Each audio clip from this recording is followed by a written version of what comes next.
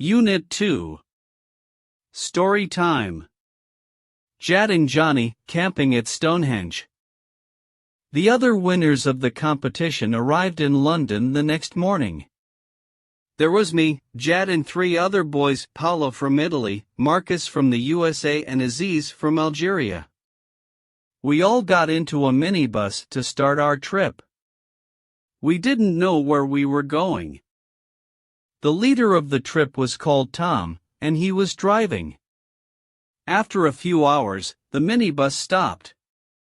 We were next to a group of very large stones in a circle. "Welcome to Stonehenge," said Tom. "Wow," said Jad. "It's beautiful." "But what is it?" "That's a very good question," said a woman who had joined us. Her name was Clara, and she was a tour guide at Stonehenge. "Nobody knows, because it's over 4,000 years old." "Come for a walk with me, and I'll tell you more about it," she said. "We think people came here a long time ago to study the sky," Clara said as we walked around the stones. "They watched the way the sun, the moon, and the stars moved." "So, it was for astronomy," Aziz said. "Exactly," said Clara. "But the stones are so big and heavy, the question is, how did people build it?" "Did they use trucks and cranes?" asked Marcus. "Trucks and cranes?" I laughed. "It was 4,000 years ago." "Some people think they were built by giants," said Clara. "Or by magic. Maybe aliens put them here," Jad joked. "Well," said Clara, "some people think that, too. They believe Stonehenge is a landing place for alien spaceships." The other boys laughed at that idea, but I wasn't laughing. "I'll think this place is scary," I said. "Oh, I don't think it's scary," said Clara. "It's beautiful.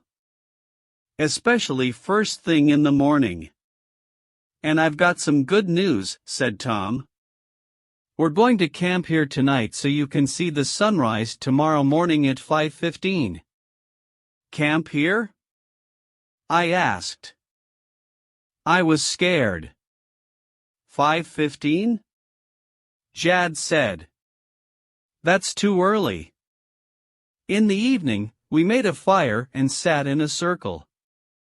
We toasted marshmallows and drank hot chocolate. The other boys took turns to tell scary stories. They were all having fun and laughing. But I was still scared. "I don't feel well," I said. "You should go to bed," said Jad. During the night, I woke up in my tent because there was a strange noise. "What was that?" I shouted. The strange noise happened again.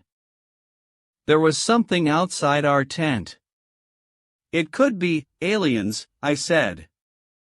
"Or maybe it's a giant," said Aziz. He was scared now, too. Marcus opened the tent and laughed. There was a sheep, and it was eating our marshmallows. Tom woke us up early the next morning. It was still dark as we walked to the stones. We stood in the center of the circle and waited.